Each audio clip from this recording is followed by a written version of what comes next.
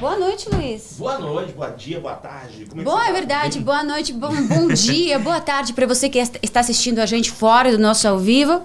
Luiz, que bom que você chegou, gente. O Luiz teve um pequeno problema, né? Eu tive um problema com um pneu. Com o pneu, né? Não o pneu que ele tem não, aqui, não o pneu do aqui, não, carro, pneu, gente, porque pneu. estourou o pneu, mas ele conseguiu chegar e ele fez assim de tudo para poder estar hoje aqui com a gente. Graças a Deus. Você gostou da minha roupa? Eu adorei, cara. É meio gamer, meio... como é que eu vou falar? Não, é uma coisa Asian, né? Porque, Asian. olha, eu não tô me apropriando da cultura, Não, por favor, lógico saibam que não. disso. É uma homenagem. É uma Claro. homenagem tanto para a cultura, como também para o nosso convidado. Sim, o cara que entende poucos. Fiquei sabendo 25 anos nesse mercado de games. Mas você está falando de gamer já, mas na verdade, além de gamers, ele é o sócio fundador de um dos maiores festivais que reúne todas as tribos. Ele reúne as tribos, tanto dos gamers, tanto tribo dos dançarinos das danças urbanas, skaters, cultura coreana, K-pop, etc. Então tem muitas tribos reunidas dentro de um espaço só. E logicamente que nós estamos falando também de um sócio e também um dos cofundadores, né, do BBL, para não falar BBL, que eu sempre cometo esse erro, né? É BBL. E como você disse, quantos anos no mercado dos gamers? 25 anos, cara. Vamos apresentar o Léo. Seja bem-vindo, viu, Léo? Léo de Biase, Léo de gente. Biase. Obrigado por ter vindo. Cara, me conta aí, cara, 25 anos. Como é que... bom, primeiro, né, fala pro pessoal aí, boa noite, boa tarde, bom dia, não sei. Olá, pessoal, tudo bem? Bom, eu comecei porque eu era um gamer, né? Eu sou um gamer. Ah, tá. Você começou jogando... Comecei jogando, curtindo, desde na época antiga, quando você tinha os seus 286, 386, Nossa. Atari e por aí vai. Quais eram os primeiros jogos naquela época? Você jogava console, basicamente, até que começou a vir os primeiros computadores pessoais, né? Desde a época do TK e outros computadores bem prosaicos, vamos dizer assim, né? Que começava com um gravador de fita, depois disquete e por aí. Sério? Eu lembro disso aí, que era o gravador, você tinha que colocar e fazer um barulhinho, lembra? Isso, como até ele chegar... Isso. Até chegar... Que carregava, né? Que carregar, isso. Que doido, desde a época, daquela época. Realmente é muito tempo. Aí... eu pude transformar isso em trabalho na época das Lan Houses, que foi uma época muito forte aí, que a gente está falando de final dos anos 90. Você começou como funcionário e depois você ficou fazendo... fazendo... como cliente. Como cliente, depois como funcionário cliente. A loja depois já você... existia, era uma loja muito famosa, que estava realmente... Já tinha sido lançada aqui em São Paulo, no Brasil, era a primeira do Brasil, que era a Monkey. E depois eu acabei, claro, conversando muito, ficando muito próximo do proprietário, de toda a turma que estava lá. Apresentei alguns projetos e aí ele me trouxe para dentro e a gente... Enfim, o resto foi história, porque foram 65 lojas espalhadas por todo o Brasil. Nossa. E campeonatos e toda uma questão de justamente começar esse ecossistema dos esportes eletrônicos, das disputas. Era uma coisa que eu queria perguntar, porque na verdade o que antes era simplesmente uma curtição, né? Aquela coisa de criança, dos moleques que ficam lá jogando um pouco, isso se converteu numa coisa profissional, que hoje existe uma coisa chamada esports. Poucas pessoas sabem, mas esports são torneios internacionais. Sim. Então você foi um dos pioneiros dos esports aqui no Brasil. Eu fico muito feliz de ter podido ajudar e contribuir com isso. A gente buscou o que já acontecia pelo mundo e aí a gente trouxe algumas propriedades intelectuais para cá também, até as próprias marcas, né? De ligas que já existiam lá fora. Então, assim, quando você pensa nas ligas que existiram na história toda, eu tive alguma participação de alguma maneira. Então, foi muito legal ver nesses anos todos essa migração de algo que começou como tribo, como uma coisa de nicho, bem realmente dos entusiastas, virando hoje mainstream e estando na televisão e estando em todos os lugares. Totalmente profissional. É porque o festival ou esses jogos mesmo online, hoje dá muito dinheiro, né? A molecada ganha dinheiro. Claro, exatamente. Sim, os moleques têm patrocínios, São milhões e milhões de dólares e são, assim, eu acho que o mais legal de tudo não é nem só essa questão do pro player que pode chegar lá e fazer a carreira dele e ganhar uns milhões, mas todo um ecossistema de carreiras que se formou em volta disso. Então, hoje, você pode querer ser um advogado, mas trabalhar com games, que é o que você gosta também. Então, e por aí vai. Eu comparo muito e-games com poker. Em bom sentido, porque as pessoas às vezes vulgarizam o jogo do pôquer e não tem nada de vulgar. Não é aquela típica aposta, sabe? Sim. Clandestina, não.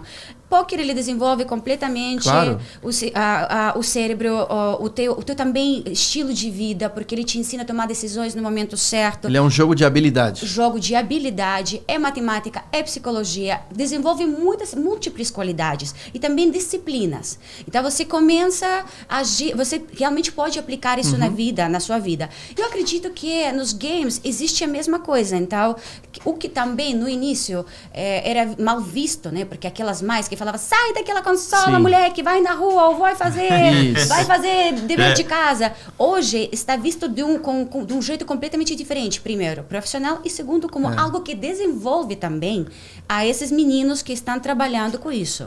Houve um resultado de uma pesquisa que saiu no início desse ano, mas é uma pesquisa, claro, baseada em 2021, que pela primeira vez na história das respostas dessa pesquisa, onde se perguntava para os jovens o que eles queriam ser quando crescer, e a resposta sempre, todo ano, era jogador de futebol. Este ano de 2021, pela primeira vez, apareceu que ele gostaria de ser um jogador profissional de Free Fire, que é um jogo de celular muito famoso. Como é que a pessoa, por exemplo, a pessoa gosta de joga em Mas casa... até, deixa eu só interromper um pouco, Luiz, assim, pegando o seu gancho, Lola, a gente tem uma proximidade muito grande com a turma do pôquer. Claro. Então, não só pôquer, mas do próprio futebol. Então, os próprios jogadores profissionais e celebridades, eles coexistem, são amigos, eles têm uma rotina parecida. Tem pessoas que são do universo do pôquer que são ou proprietários ou investidores dentro dos esportes eletrônicos, né? Então, enfim... são mundos interconectados. Quando nós temos discussões até sobre regulamentação e discussões que são em comum à nossa categoria, eu junto lá com o Igor Federal, que é lá do pessoal do BSOP, o pessoal que realmente move o pôquer, o André Acari lá, o pessoal todo, e a gente vai junto com uma só voz para a gente poder defender o nosso segmento. Entendi. Como é que a pessoa ela passa de ser uma pessoa que joga em casa, enfim, para entrar no mercado, assim? Tipo, um gamer profissional. Um gamer, porque assim... Eu não entendi ainda como é que chega a esse ponto. Olha, né? De novo, aí eu vou fazer o comparativo com o futebol. Porque o futebol hoje, eu tive a chance de conhecer e, enfim, conviver no mesmo condomínio, com famílias que tinham filhos que almejavam ser jogadores de futebol. Então tem todo um planejamento, né? Desde ele entrar na peneira e depois ele ter ali as tentativas de ser chamado para o time de base. E tem uma data limite ali, que é assim, se no futebol eu tô falando mas tem um olheiro, tipo assim, o cara fala... Tem vários olheiros. Cara ali, tem vários olheiros. E as próprias plataformas, as donas dos jogos, têm os seus rankings, têm os seus sistemas que entregam esse conteúdo. Então, você já se destacando num ranking que acontece oficial da plataforma, o pessoal já vai querer dar uma olhada quem é aquela pessoa. E aí aquela pessoa vai acabar jogando algum campeonato, vai jogar alguma coisa por algum time, e aí o olheiro consegue chegar até aquele jogador. Mas é bem o que você falou, não é só uma questão de habilidade, é entender, porque antes ele era só um nome na internet. Agora não, eles querem entender se você é uma pessoa sociável, se você é uma pessoa que poderia transmitir uma boa mensagem pelo time dele. Enfim, igual qualquer esporte. Hoje em dia, os jogadores profissionais, eles cuidam da aparência, eles fazem academia, eles se cuidam, tem psicólogo, tem todo um staff atrás deles, da mesma maneira como esportes tradicionais. Que loucura, né? Sim, mas agora vem a pergunta de uma mãe brasileira que eu não sou, né? Eu tenho uma amiga, uma grande amiga, que o filho dela é um gamer, e hoje em dia é um gamer profissional, ele já foi convocado para participar da Casa dos Gamers, ele acabou de sair de lá. Que legal, qual delas? Você me pegou, eu não faço... Porque nós fizemos uma da Motorola, junto com a Motorola, que era justamente, chamava Power to Play. Ele saiu, acho que semana passada, de uma casa. Então deve ser outra. Semana passada ele saiu de uma casa, então provavelmente... Mas enfim, tá tendo muitos projetos desse tipo, muito legal. Exato, então ele saiu de uma casa dos gamers. E o menino que eu conheço essa família há muitos anos já, acho que uns 10 anos que eu conheço eles, e os 10 anos que eu acompanho o crescimento desse menino, eu nunca vi ele saindo daquela cadeira e daqueles jogos. Ele faz lives, ele faz tudo. Hoje em dia ele monitoriza, ele ganha com tudo. Virou o trabalho dele. Partiu como aqueles joguinhos onde que ele estava. E eu muitas muitas vezes perguntei para ela e eu via ela aflita, porque o filho dela não saía daquela cadeira. Ele passava dia e noite lá, dia e noite. Ele chegava do colégio, ele ficava lá. Ele só vivia lá. Então, ele não saía para a rua, ele não tinha um contato social assim, com os amiguinhos. Ele tinha, só não ao vivo, Claro, mas a preocupação dela, e que foi...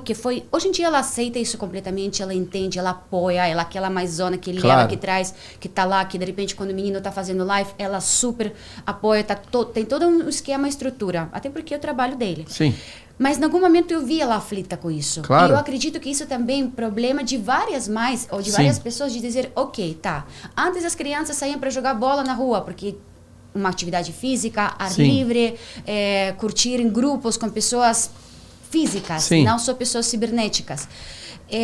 Hoje em dia fica mais dentro desse mundo cibernético, então não tem tanta atividade física. Até porque jogar bola na rua, de repente, se tornou um programa não mais seguro, né? Claro, então, mas mesmo assim, isso afeta um pouco a saúde, né? Sim. Não vamos tapar o sol com o dedo, isso afeta uma saúde física. Então, como que você, de repente, não existe um projeto dentro do que vocês estão realizando com gamers profissionais para também incentivar para que junto, porque eles precisam ter um bom estado físico, precisam ter boa saúde, né? Porque isso ajuda, vai em conjunto. De criar um projeto que, de repente, possam combinar as duas coisas. Eu acho que, como tudo, o exemplo vem sempre de cima, né? Então, como eu disse, os próprios jogadores profissionais, as grandes estrelas, eles já demonstram isso no dia a dia deles o tempo inteiro. Até porque o que nós falamos hoje do dia inteiro, eles têm funções e horários que acontecem tudo regrado. Então, tem um momento do treino realmente que eles sentam e são 6, 7 horas lá que seja, com intervalos e pausas para discutir táticas estratégicas, pausa para alimentação.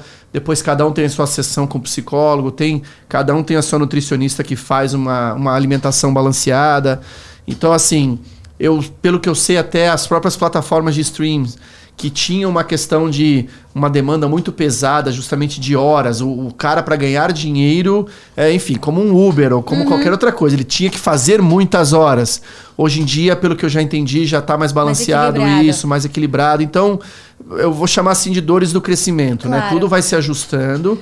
O exagero é ruim em qualquer lugar, então um monitoramento e uma questão dos pais estarem próximos também, muito importante. Mas eu acho que também os próprios influenciadores dentro do mercado dos gamers, eles deveriam ter uma iniciativa também para essa molecada, essas gerações novas que estão crescendo, que estão vidrados, que também querem chegar naquele nível e ficam horas e horas jogando, para incentivar a explicar que esse equilíbrio é saudável, eles precisam. Para chegar a ser um bom gamer, ele tem que ter um bom estado físico, ele tem que ter saúde, ele tem que ter outras habilidades para poder chegar ao patamar deles.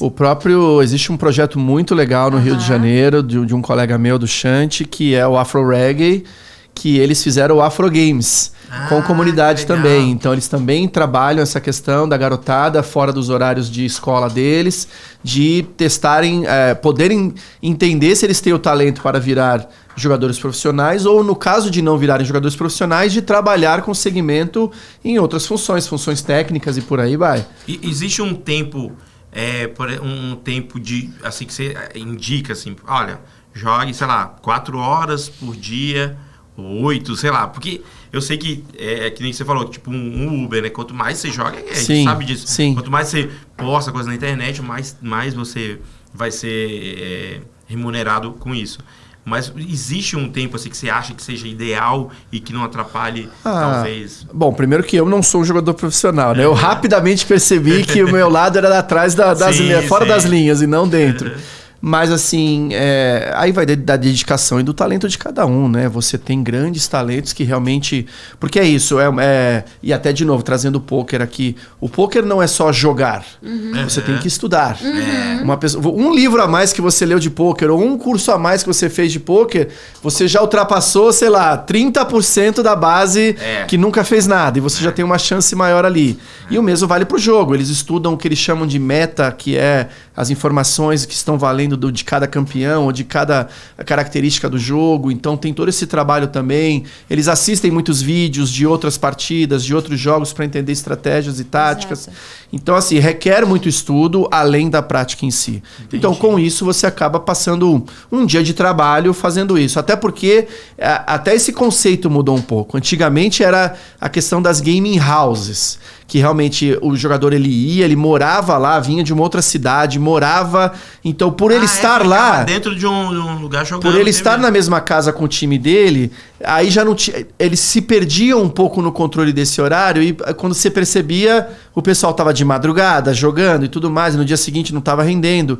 Isso migrou para uma questão agora de gaming office, onde os jogadores têm as residências deles separado e eles vão para o trabalho Muito legal. num horário que é o horário combinado, normal de trabalho, com a carga horária, muitos são CLT e por aí vai. Então, enfim, está cada vez mais se aprimorando e ficando de uma maneira mais saudável. Mas um game hoje, assim, um cara, um top dos games hoje, ele ganha mais ou menos quanto? Não precisa falar o nome, mas quanto que o cara ganha, o cara joga assim, joga? Então, a diferença ainda é muito grande, né? E isso pode levar até para uma outra parte da discussão nossa, onde o game hoje ele tem uma audiência brutal, né? Então, dentro do digital não tem para ninguém. O game, ele nasceu no digital, ele hoje rivaliza em audiência com o futebol somente. Ele tá muito próximo. Nenhum outro. Se juntar todos os outros esportes do mundo, botar ao mesmo tempo num lugar, vai ser menos do que uma partida de game. Então, os caras ganham quase que no Neymar. Então, mas aí justamente, enquanto uma cota de patrocínio de um brasileirão fica na casa de 300, 400 milhões de reais, uma cota do maior torneio de games aqui no Brasil, uma coisa assim, fora do normal, não passa de 10, 15. Ah, entendi. Sendo que os públicos são muito equivalentes, entendeu? Olha como é que tá diferente ainda, tá desbalanceado. E aí acaba cascateando pro jogador. Ele não pode ganhar um salário de um Neymar, sendo que os valores que ainda estão dentro da indústria dele são muito menores. Entendi. Então você tem grandes estrelas hoje aí, eles ganham normalmente em dólar, né? Principalmente os que jogam lá fora, que são os maiores. Eles ganham entre 20 a 30 mil dólares por mês. E fora o que eles têm de outros patrocínios, endorsements e por aí vai. Caramba, Agora, legal. Mas isso é aquela faixa lá em cima, tá né? Lá. Isso. Entendi. Agora eu faço um paralelo, voltando um pouco nesse assunto, porque agora você estava falando e me fez lembrar de uma coisa.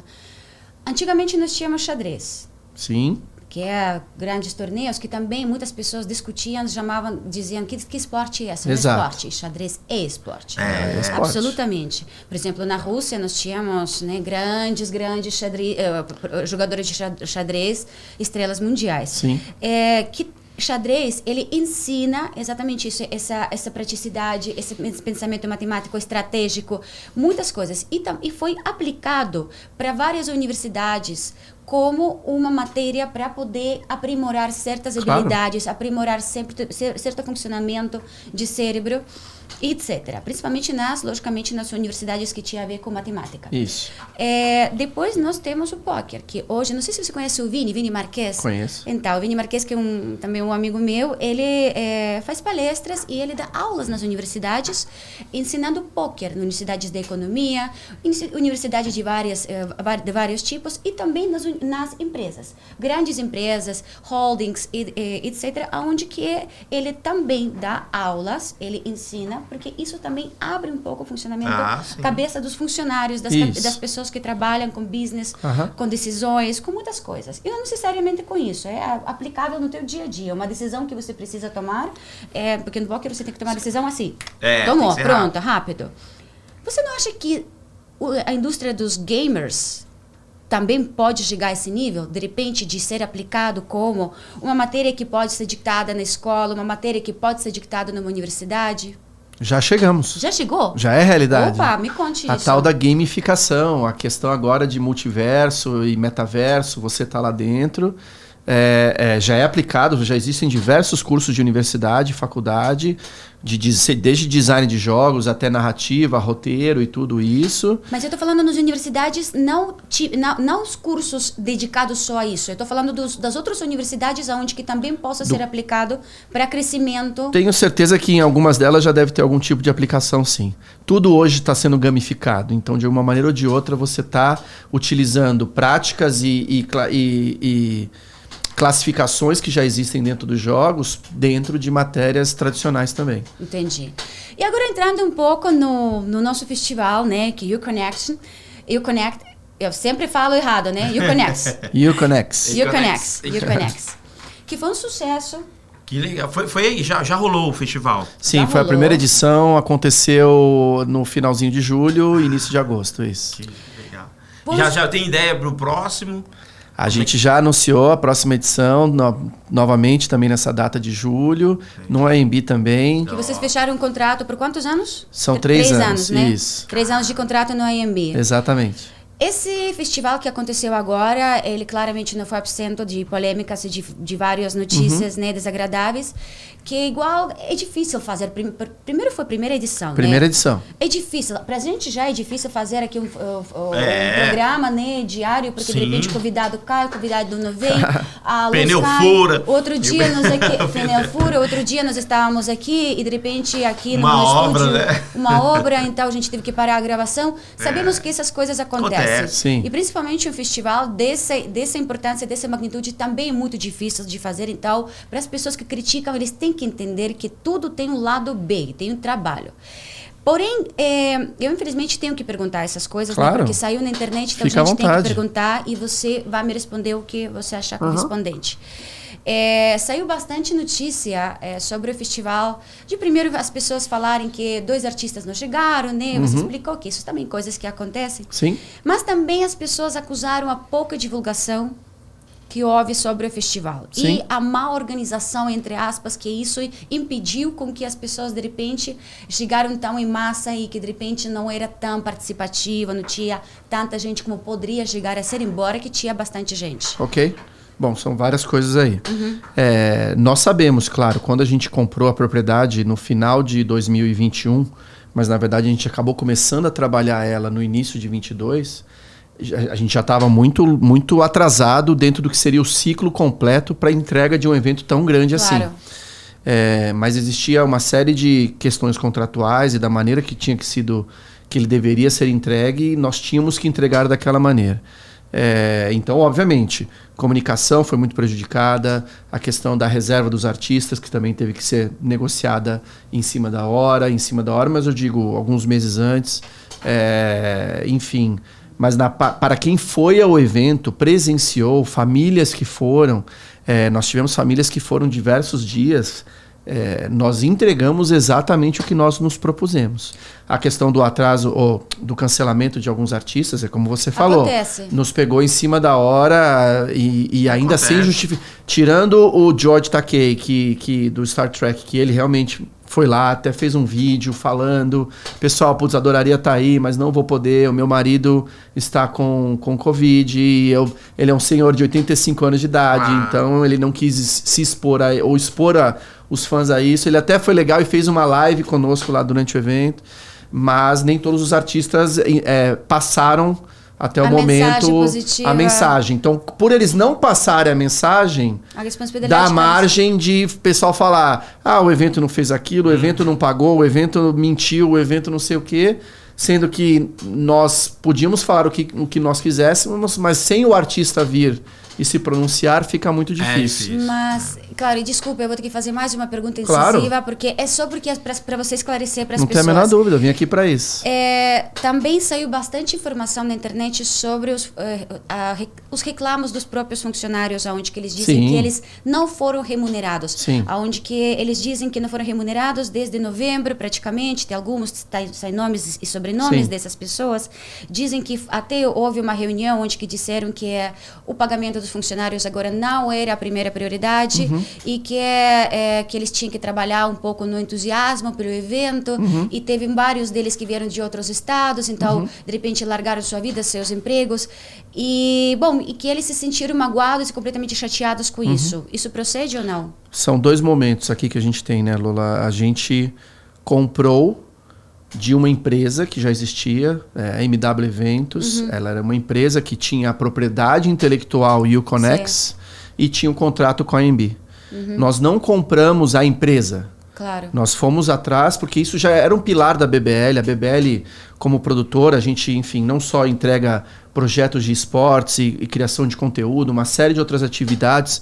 Nós temos uma arena própria, que nós fazemos diversos eventos lá, e também entramos agora como proprietários de uma grande arena no Pacaembu que vai surgir, de esportes aqui no Brasil. O Pilar Festival ou Feira era um pilar que nós já tínhamos uma ideia de que algum dia iríamos investir ou iríamos seguir esse caminho, e ele veio através dessa oportunidade porque essa empresa tinha essa propriedade. Por causa da pandemia, ela não conseguiu entregar esse evento, e aí eles tiveram questões financeiras, eles não puderam honrar todos os compromissos deles, uma questão, enfim, acho que o Brasil inteiro teve esse tipo de problema. Claro.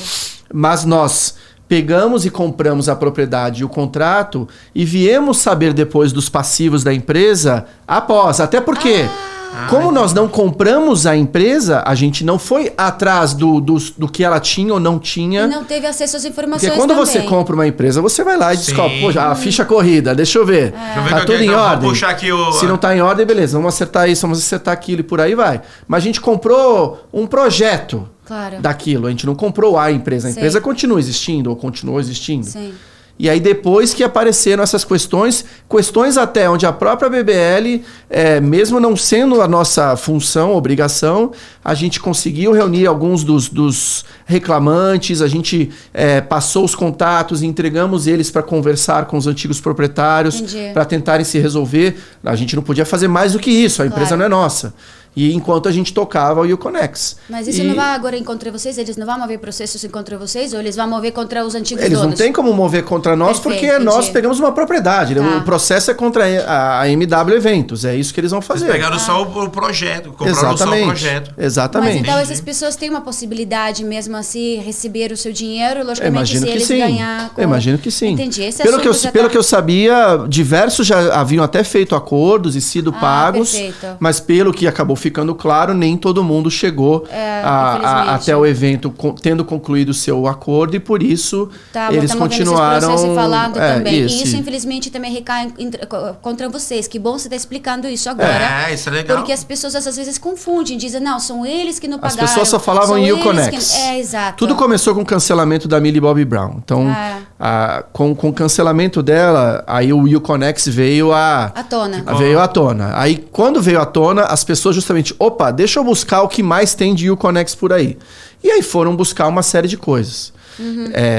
Nós falamos lá, uma coisa é você ter uma reclamação de um fã que poxa, tá chateado porque ela cancelou, e ela, na raiva dela, vai xingar a gente ou vai falar alguma coisa. Isso é super normal. O cara que comprou ingresso para uma partida do Flamengo e Corinthians e aconteceu alguma coisa, ele não pôde ir e reclamou na internet. Isso é uma coisa mais normal do mundo. Outra coisa são narrativas e pessoas que criaram narrativas não verdadeiras, as famosas fake news, para tentar deliberadamente, durante 24 horas do dia delas, durante aquele período do evento, detonar o evento. Aí fica estranho, não fica? Claro. Usando o pilar do estou fazendo isso em nome dos lesados e não sei o que e tal. Entendi. Essas são pessoas que não tem muito para fazer. Na verdade, tem muito a fazer. Agora a questão é quem está por trás dessas pessoas. E você tem uma ideia, mais ou menos. Entendeu? Quem tá, mas não precisa falar o mercado tem. Então, o mercado sabe. Tudo fica muito estranho quando é tão incisivo assim, entendeu? E provavelmente sejam outras pessoas que sejam da concorrência de vocês, que também, de repente, querem derrubar essa iniciativa. Porque, de novo, não é um fã. E não é um jornalista investigando. Porque o jornalista investigando, ele vai falar com os dois lados. Absolutamente. Ele vai chamar e vai estar aqui. Acusei e está aqui os organizadores para explicar. Não. Agora, quando tem um ataque direto, é de acusação diferente. Ele só acusou. Pegava material, um stand que estava sendo montado, ele ia lá e postava, está sendo desmontado o stand, eles estão indo embora. Como assim? Aí depois a gente postou lá, algumas horas depois, o stand lindo, maravilhoso, vendendo e tava tudo bem. Mas o importante é que as pessoas que foram, eles curtiram. E fechando aquele assunto sobre as pessoas que estão reclamando o seu salário, que bom que você explicou agora que eles estão em comunicação com realmente responsáveis por esse pagamento, que vocês não têm essas pendências. Porque é super importante falar isso, porque senão a imagem de vocês acaba sujando, né? Com essas coisas que as Exatamente. pessoas de repente não entendem e acham que quem está devendo são vocês. O YouConnect é um festival que tem muito do nosso trabalho lá, então a gente entregou essa primeira edição, mesmo assim com resultado positivo. A gente teve mais de 50 mil pessoas que visitaram o evento. Você pode contar como que era? O que para um pavilhão daquele tamanho, para um pavilhão do tamanho do AMB, você precisa ter 100, 150 mil pessoas para lotar. Mas estava super confortável. Para pessoas que foram, a gente tem um caso muito, muito curioso que o próprio ator Thiago Lacerda, ele foi, levou a família, levou 8 crianças lá todos. Ele chegou 10 da manhã, ele foi embora 8 da noite. E ele falou, Léo, demais. Muito obrigado, o evento estava demais, era tanta coisa para fazer aqui dentro e tal. Enfim, porque você tinha muita coisa para fazer lá dentro. Então, eu vi o roteiro, eu sinto muito pena que eu não fui. Exato. Realmente a gente estava gravando aqui, a gente não estava com tempo, eu iria adorar ir, porque...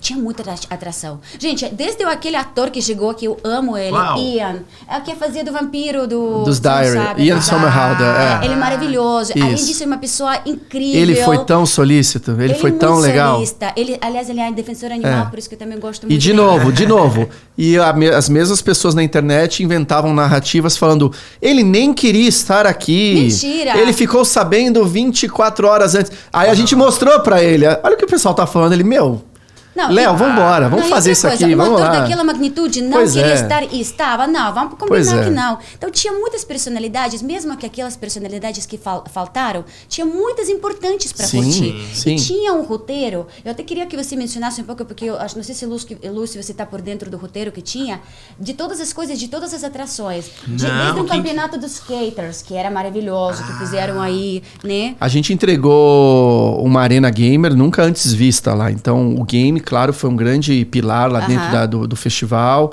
E a gente teve eventos de campeonatos que aconteceram pela primeira vez de forma presencial aqui no Brasil. Então as empresas donas dos jogos e os jogadores profissionais e o pessoal que também assistiu de casa achou isso daí maravilhoso. Não viu isso no mundo. Então, pela primeira vez aconteceu aqui.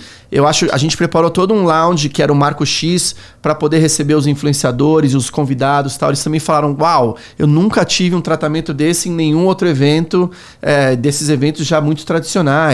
Não só os artistas internacionais que não só tinham os painéis e os meet and greets e toda a parte de fotos, mas eles também iam ao final do dia lá para o público geral poder ver eles, e era uma loucura que acontecia lá. Como você falou, o mineirinho Sandro Dias trouxe o half pipe dele lá e montou todo um esquema. Que foi sensacional. Ele teve campeonato brasileiro de BMX também que aconteceu lá, das bicicletas. Nossa, BMX, a antiga BMX. Teve o pessoal cadeirante que anda... Esses caras são loucos. Eles se jogam lá de cima no halfpipe, também teve um espetáculo muito legal. Então, enfim, várias tribos, os cosplayers estavam lá. Então, a gente trouxe 2 cosplayers que são referências internacionais, mundiais, que é o sósia do Doutor Estranho lá, que é o Cumberbatch, e a Cassandra também, que é muito famosa. Então, enfim... Todo mundo curtiu muito tudo que aconteceu lá. E uma coisa bonita que eu achei, que vocês deram muito espaço para os artistas nacionais. Sim. Aqueles que, de repente, não têm tribuna, eles não são televisados, eles não têm Exatamente. eles não têm esse espaço para mostrar a arte deles. A guerra de robôs, Lola. A guerra de robôs. Com o Douglas, aquele que sai quebrando... com o Rato Borrachudo, que ele que promove isso junto com toda a turma, ele que está fomentando todo esse universo aí da guerra de robôs junto com as universidades e faculdades, mas é algo que não tem investimento. Então, ele como um grande influenciador, trazendo isso para um grande evento como esse, ele está dando vitrine para que esse pessoal possa desenvolver o trabalho deles. Então, ficava lotado de pessoas. Imagina. Toda hora que eles botavam os robôs lá para combater. Os desenhistas brasileiros que estavam lá também, né? A tribo urbana, que eles nunca têm. Nossa, a tribo urbana é uma das que mais sofre, porque se não é o Red Bull, o famoso Red Bull, para eles competirem. A tribo urbana são os bailarinos da rua, né? Isso. Então, eles não têm aonde mostrar a arte deles, não tem uma vitrine para... Essa era a ideia nossa desde o início, que era fazer, por isso que chama festival e não é uma feira.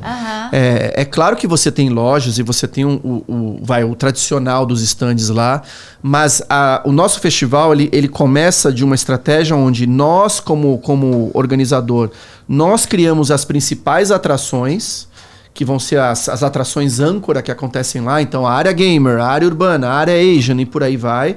E aí depois marcas e parceiros e outras lojas completam o ecossistema para poder entregar tudo que o público pode ter lá de experiências. Então, de novo, como primeira edição a gente teve diversos parceiros, mas ainda tem espaço para muito mais gente. Para a próxima edição a gente tem certeza que o AMB vai estar lotado de marcas e empresas parceiras lá. E alguma ideia, de repente, que vocês, alguma surpresa que vocês já estão cultivando, já alguma outra tribo, alguma outra atração que vocês estão querendo incluir, de repente, também para participar? A gente vai querer, com certeza, trazer mais e mais tribos para dentro desse nosso ecossistema, por exemplo, né? Alguma tribo que você sonharia de trazer e falar, esse também ficaria legal aqui? Puxa, assim de sopetão, Lola, eu acho que as principais a gente trouxe, mas tem muita gente legal pra gente trazer. Até porque surgem constantemente, com certeza, com certeza. Eu acho também uma perfeita iniciativa para mostrar, porque são essas novas gerações que estão crescendo, né? Que de repente se identificam com um, com o outro, mas nunca ninguém reuniu todos juntos, né? Mostrar essa coisa contemporânea que está acontecendo agora, essa realidade que a gente está vivendo. Lola, a gente tem total consciência de que houveram diversos erros e diversos aprendizados que aconteceram lá dentro, primeira edição. Claro. Então a gente agora já está entendendo como fazer melhor os painéis com os artistas, como distribuir melhor as atrações, como fazer a comunicação pré-evento de uma maneira melhor e mais organizada, seja com um aplicativo, seja com um site melhor, uma bilheteria melhor. Enfim, existe muita margem para melhora. Mas assim, de uma maneira ou de outra, nós entregamos uma experiência essa que quem viveu se divertiu muito e já falou, voltamos o ano que vem com mais tempo. O pessoal comentando também, não foi só de coisas ruins, né? A gente separa, querendo ou não, em duas faixas, né? Parece que o Instagram e o Twitter são duas coisas completamente diferentes. Porque no Instagram você sente um carinho, você sente realmente as pessoas que participaram e vendo a imagem lá, eles falaram, puxa, eu tava ali naquela hora, isso daí foi demais, eu quero muito estar. Ou o pessoal falando, poxa, avisem com mais antecedência que aí a gente vai vir de caravana de uma outra cidade, por aí vai. Isso é muito importante, esse feedback pra gente. Enquanto do outro lado, o Twitter era só realmente, alguém falou que tava ruim, vamos todo mundo falar que tá ruim, não vão perguntar pra mais ninguém e assim vai, entendeu? Mas a gente não tem que focar nas coisas ruins. Você sabe que nós também, imagina que somos pequenos em comparação com um festival dessa magnitude, também vivemos ataques diários, de repente, né? Temos coisas... O Luiz sumiu, que ele... produziu uma coisinha, mas ele já volta. Então, nós também sofremos ataques diários, só que se a gente fica pensando nisso e prende nisso, a gente não avança, né? Então, tem que pensar positivo, tem que pensar no futuro. E sobre o assunto de divulgação, eu acho importante também vocês entrarem em contato com diversos estados do Brasil, para de repente divulgar isso tanto desde o turismo, hoteleria e também prefeituras, para ver de repente, com o tempo, claramente essas caravanas que você está falando, que de repente as próprias prefeituras podem fornecer ou algumas empresas privadas. Nós temos, Lola, um trabalho já muito legal com a cidade de São Paulo, né? Nós organizamos junto com a prefeitura a E-Virada Esportiva, né? Que foi a primeira virada de esportes eletrônicos também que teve. Então, é do interesse deles que a gente tenha um Uconex saudável e bem realizado dentro do calendário da cidade, porque até esse ano os eventos de cultura pop, geek, nerd, games, enfim, eles se concentravam muito somente no segundo semestre, mais para o final do ano. Então você tinha aí toda uma janela no primeiro semestre, ou enfim, nas férias que fosse, para você colocar mais um evento. Claro. E ainda tem mais espaço, tem espaço para mais eventos. Então, a gente sabe que a gente conversou muito com essas entidades e eles viram o quão sérios nós somos e, como eu te falei, mesmo com todas as adversidades que aconteceu, o que rolou na quarta-feira para quando chegamos no domingo era completamente diferente. Lógico. Então, de sexta, sábado e domingo, você teve um público fantástico, frequentando o local, se divertindo muito. Então, enfim, a gente vai se basear nisso para a gente poder fazer melhor a edição do ano que vem. Eu tive mais uma ideia. Eu cheia de criatividade a essa hora da noite. E se vocês fazem também dentro dentro do festival, nas próximas, awards, os melhores de cada um, os melhores de cada estilo, de cada tribo, e fazer awards. A gente quer dar um destaque até maior para as atrações que vão acontecer no palco principal no ano que vem.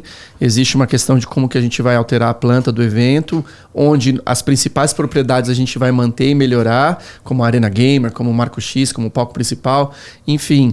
E sim, a gente quer poder com isso dar mais destaque as grandes atrações que não necessariamente tinham esse destaque no palco principal, porque estavam nos seus palcos das suas tribos, para eles poderem também se apresentar para todo mundo. No Parque Central. E de repente juntar algum esporte além de skate, não sei, um basquete, fazer alguns shows, de repente, ou mini futebol, sabe? Aquelas coisas, de repente, que se fazem... Mini futebol. Mini futebol. Vocês falam... Eu falo que eu falo futebol. A gente teve até com... A gente teve com o Danilo, né? O Danilo Gentili. E ele também chegou e falou que ele quer que tenha uma área de stand-up gamer no ano que vem lá. Mais uma. O Danilo, ele joga... Como é que é, mano? Futebol na internet. Como é que é o que fala?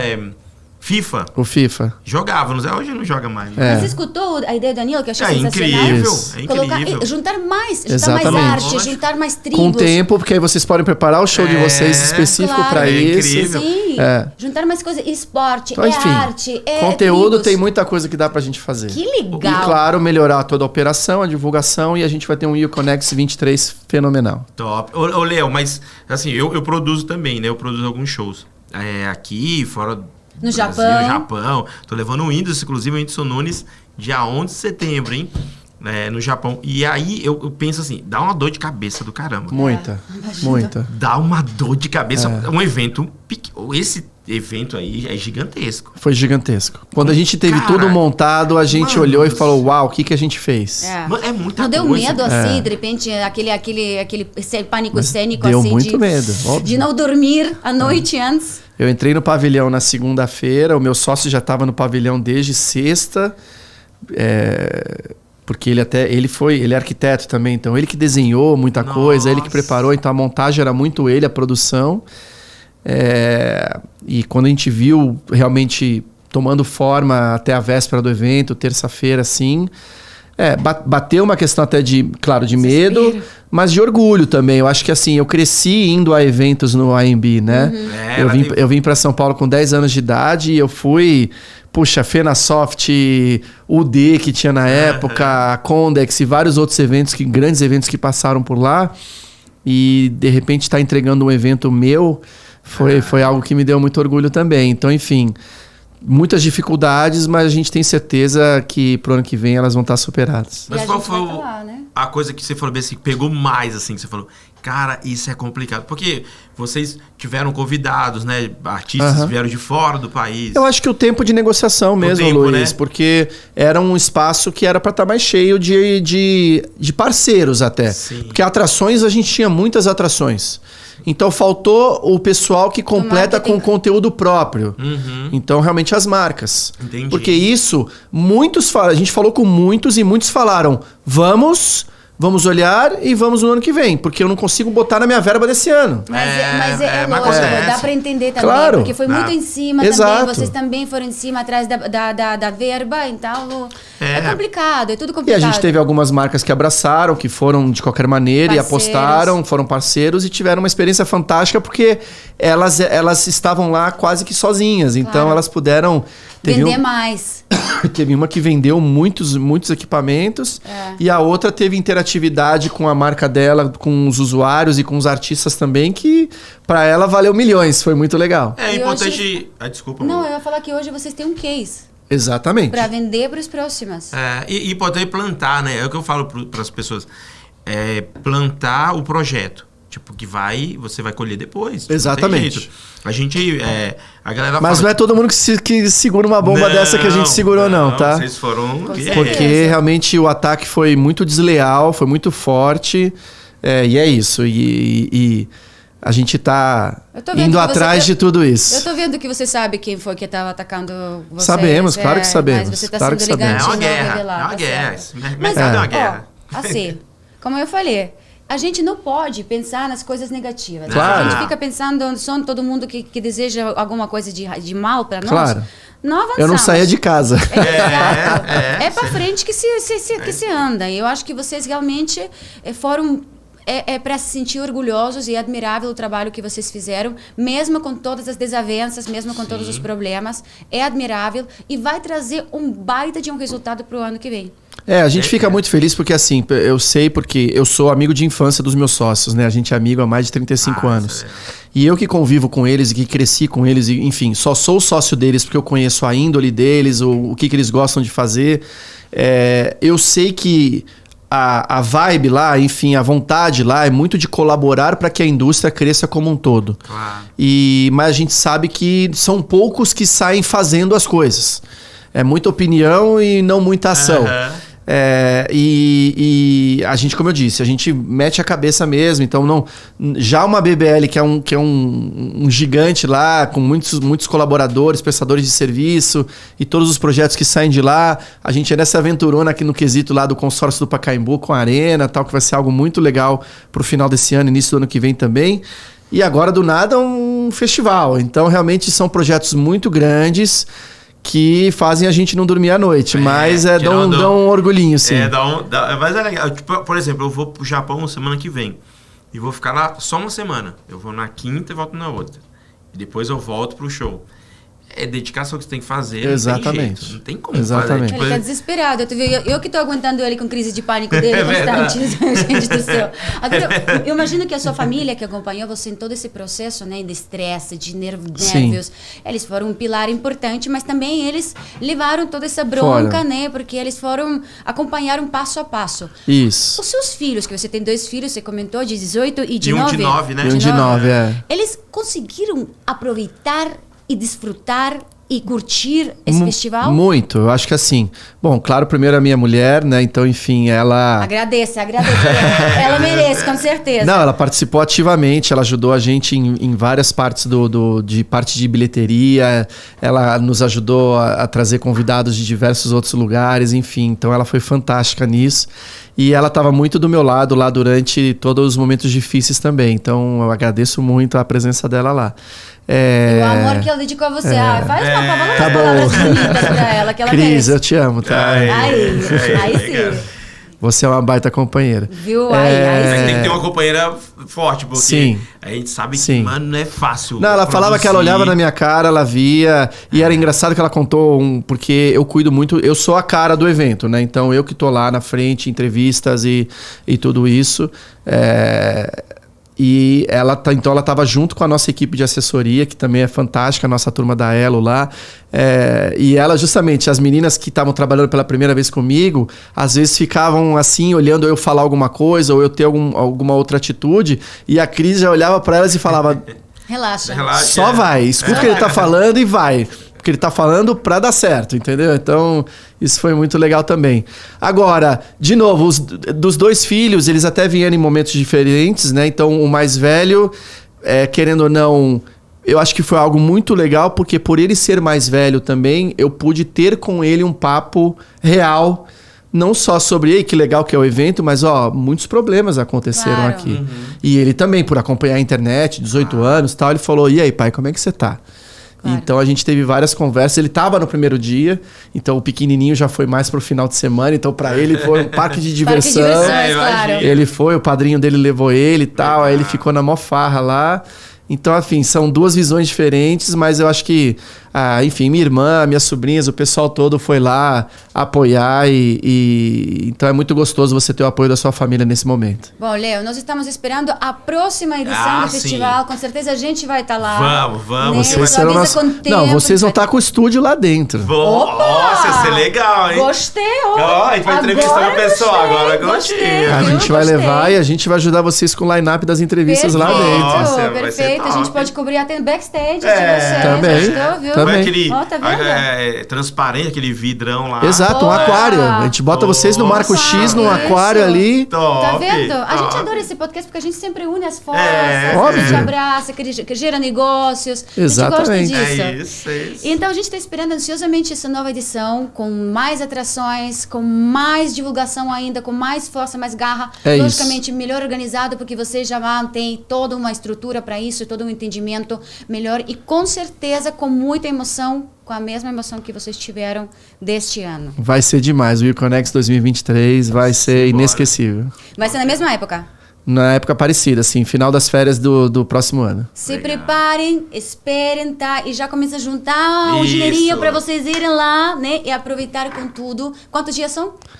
A gente está justamente também reavaliando isso, se vão ser 5, 4 dias, mas a gente vai estar anunciando em breve. Então, junte um dinheirinho, porque você vai ter que curtir todos os dias, porque vai ser imperdível, eu tenho certeza. Vai sim. As redes sociais? Tem rede social para seguir? No Instagram é Uconex Oficial e no Twitter é Uconex. Boa. Sigam aí, galera, porque o ano que vem nós estaremos lá e vai ser um negócio louco. E a gente vai colocar aqui para vocês terem as redes sociais e poderem já acompanhar passo a passo de tudo que está acontecendo. É isso aí. Léo, queremos agradecer muito a sua presença.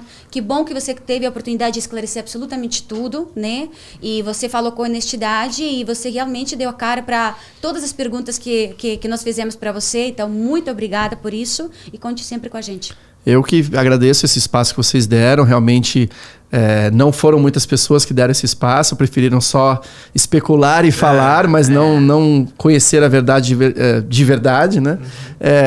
Então, poxa, realmente vai ser um prazer receber vocês na nossa próxima edição. Estaremos lá. Muito obrigada. E vocês, nossos queridos, aquele like que a gente gosta. Isso, se inscreva no nosso canal. Aciona o sininho para você receber. E os cortes, por favor, galera. Marque sempre a gente. Marca cortes a gente. For Talkcast, por favor, entra. Porque o pessoal... Aquilo que você perdeu, aquilo que você quer rever, né? Aquilo que você repostar, que também você pode repostar. Pode. Entre no Cortes For Talkcast. É isso. Obrigado, pessoal. Até a próxima. Obrigado, Léo. Beijo. Obrigado, pessoal. Tchau, tchau. Tchau, Léo.